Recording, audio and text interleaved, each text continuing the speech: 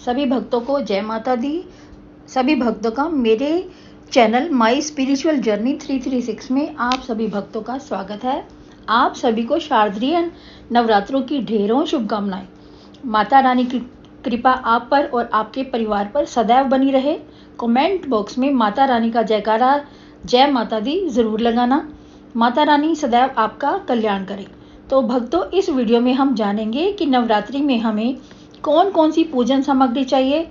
अगर कोई ऐसी सामग्री भी है जो हमें उपलब्ध नहीं हो पा रही, तो उस सामग्री के बिना भी हम कैसे पूजन कर सकते हैं और उस सामग्री के स्थान पर हम कौन सी दूसरी सामग्री का इस्तेमाल कर सकते हैं।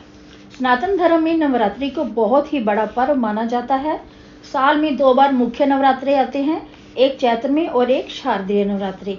इसके अलावा भी 2 गुप्त नवरात्रे भी होते हैं। साल में दोनों नवरात्रों में पूजन सामग्री तो लगभग एक जैसी ही होती है। यह पर्व 9 दिन तक चलता है, तभी सामग्री भी काफ़ी ज़्यादा लगती है।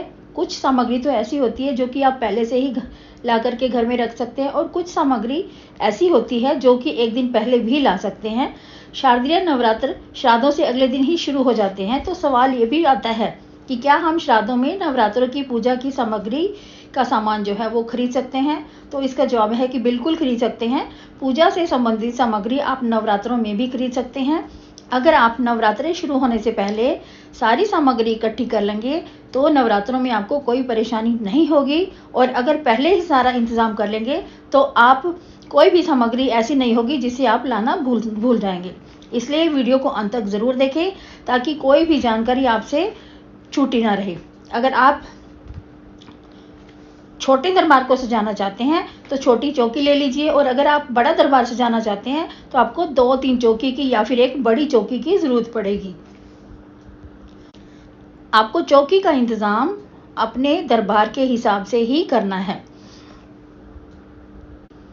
उसके साथ चौकी पर बिछाने के लिए लाल, पीला या कोई गुलाबी सुंदर सा वस्त्र ले लीजिए जो कि चौकी पर आपको बिछाना है। चौकी के हिसाब से ही हमें वस्त्र का भी साइज़ लेना है। उसके बाद आपको लेना है माता रानी का विग्रह। अगर आपके घर में विग्रह नहीं है तो आप माता रानी की तस्वीर भी ले सकते हैं। तस्वीर ऐसी ले लीजिएगा जिसमें नव दुर्गा का स्वरूप हो। साथ में गणेश जी की मूर्ति या फिर विग्रह भी रख सकते हैं, और अगर आप चाहें तो नवग्रह यंत्र भी ले ले। चाहे तो आप चावल से भी नवग्रह बना सकते हैं। माता रानी का अगर विग्रह है तो आपको माता रानी के लिए नए वस्त्र खरीदने हैं। साथ में आपको 2-3 लाल चुन्नी भी खरीदनी है। एक चुन्नी माता रानी के तस्वीर या विग्रह पर डालने के लिए, एक कलश पर लगाने के लिए, और एक एक्स्ट्रा चुन्नी भी साथ में हमें रख लेनी होती है। इसके साथ माता रानी को 16 श्रृंगार की सामग्री भी ज़रूर भेंट करनी होती है। अगर माता रानी का विग्रह है तो हमें पंचामृत की ज़रूरत होती है। पंचामृत मतलब दूध, दही, गंगाजल, शहद और घी का पंचामृत बनाकर माता रानी के विग्रह को स्नान करवाएं। पंचामृत से स्नान करवाने के बाद फिर साधारण जल से स्नान करवाएं। अगर विग्रह नहीं है और आपके पास तस्वीर है तो आपको पंचामृत से तस्वीर को स्नान करवाने की ज़रूरत नहीं है। अगर आप नवरात्रि में 9 दिन का व्रत कर रहे हैं तो कलश की स्थापना ज़रूर करें। कलश आप मिट्टी या फिर तांबे या पीतल का ले सकते हैं। लोहे या प्लास्टिक का कलश आपको बिल्कुल भी नहीं लेना है। आप अपनी सामर्थ्य के हिसाब से कलश को सोने या चांदी का भी ले सकते हैं। इसके साथ आपको गंगाजल चाहिए। कलश में लगाने के लिए पंच पल्लव चाहिए। आम के पत्ते या फिर अशोका के पत्ते भी ले सकते हैं। पत्ते आपको टहनी समेत लेने हैं ताकि 9 दिन तक टहनी की वजह से पानी में रखने से पत्ते ताज़ा रहें। अब कलश में डालेंगे लौंग, हरी इलायची, सुपारी, हल्दी की गांठ, सिक्का, अक्षत आदि की ज़रूरत पड़ती है। इसके साथ हमें चाहिए 2 नारियल। एक नारियल चाहिए हमें कलश के ऊपर रखने के लिए, और एक नारियल हमें माता रानी को अर्पण करना है, जिसका हम 9वें दिन प्रसाद बांटेंगे। नारियल को हिलाकर ज़रूर देख लें ताकि उसके अंदर पानी होना चाहिए, और नारियल जो है आपको जटा वाला ही लेना है। कलश के ऊपर एक पूर्ण पात्र रखा जाता है जिसे चावल से भरा जाता है। चावल ध्यान रखिए टूटे हुए नहीं होने चाहिए, चावल एकदम साबुत होने चाहिए। इसके साथ आपको जवारे जिसे जो भी कहते हैं उसके लिए उसकी ज़रूरत पड़ेगी। शारदीय नवरात्रि में तो खासकर ज्वारे या जिसे जौ कहते हैं जरूर उगाए जाते हैं। मिट्टी का एक कुंडा ले लीजिए। एक रात पहले जो ज्वारे हैं या जिसे आप जौ कहते हैं पानी में भिगोकर रख लीजिए। अगले दिन पानी को छान लीजिए।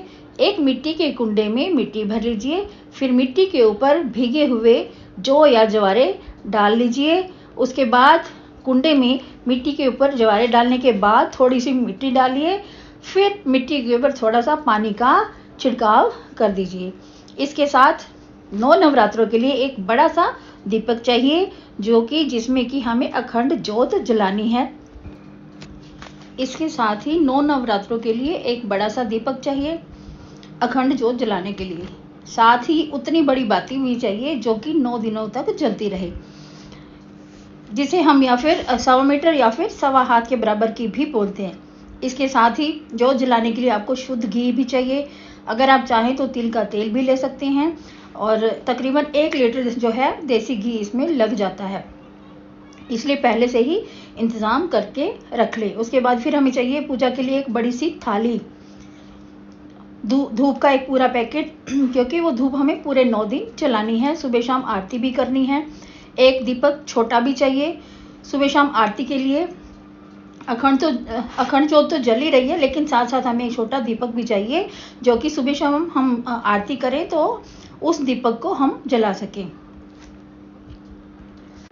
साथ ही साथ चाहिए हमें एक चौखटे वाली डिब्बी जिसके 4 खाने होते हैं और चारों खानों में हमें हल्दी, कुमकुम, अक्षत और चंदन रखना है। कच्चा सूत भी चाहिए जो हमें नवग्रह और गणेश जी को अर्पित करना है। इसके साथ ही हमें इत्र भी चाहिए।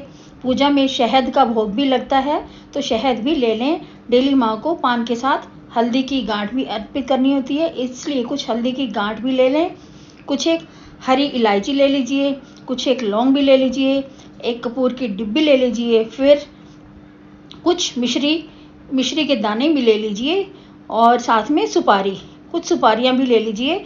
इन चीज़ों का माँ को डेली प्रसाद या फिर यूँ कह लो कि भोग लगता है। अगर आप 9 नवरात्रों के व्रत रख रहे हो तो रोज़ाना हवन भी ज़रूरी करें। एक छोटा सा हवन कुंड ले लें। हवन के लिए गाय के गोबर के उपले और आम की लकड़ियों का भी इंतज़ाम कर लें। ये सारी सामग्री जो है पंसारी की दुकान पर आसानी से मिल जाएगी। अष्टमी या नवमी के दिन जिस दिन भी आपको कन्या पूजन करना हो उस दिन बड़ा हवन किया जाता है, जिसके लिए आपको नवग्रह समिधा लेकर भी आनी है, जिससे कि आपको बड़ा हवन करना है। इसके साथ हमें हवन सामग्री भी चाहिए। साथ में गूगल और लोबान भी लेकर आना है जिससे धूनी लगती है। हवन सामग्री में काले तिल और जायफल का भी प्रयोग किया जाता है। जायफल की आहुति तो रोजाना ही देनी चाहिए जिससे कि सभी हमें लगता है कि कोई हमारे घर के या हमारे व्यापार के कार्य बिगड़ रहे हैं तो इससे सभी कार्य सिद्ध होते हैं। कलश और बताशे भी चाहिए क्योंकि बताशों का भोग माता को बहुत ही प्रिय होता है। फूल भी हमें रोज़ाना ताज़े चाहिए, वो तो आपको डेली लेकर आने पड़ेंगे या फिर आप शाम को एक दिन पहले लेकर रख सकते हैं।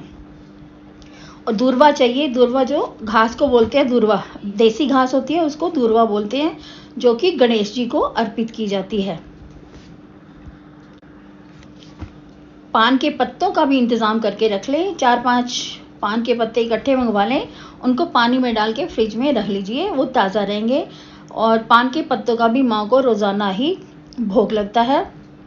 और इसी के साथ माँ को पंचमेवा का भोग भी लगाया जाता है। पंचमेवा यानी कि 5 तरह के मेवे और ऋतुफल यानी कि मौसम के फल, जो भी मौसम हो उस मौसम के हिसाब से जो भी बाज़ार में फल उपलब्ध हैं उसका भी भोग लगता है।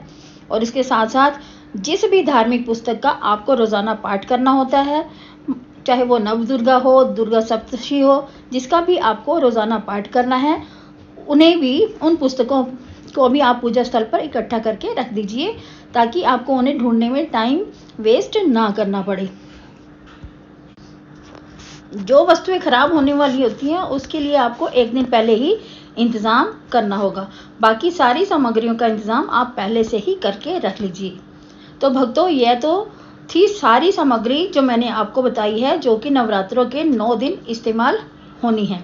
अगर इनमें से कोई सामग्री आपको बाज़ार से नहीं मिल रही या फिर आप किसी भी तरह से उपलब्ध नहीं कर पा रहे हैं तो कोई बात नहीं, उस सामग्री के बिना भी आप पूजन कर सकते हैं।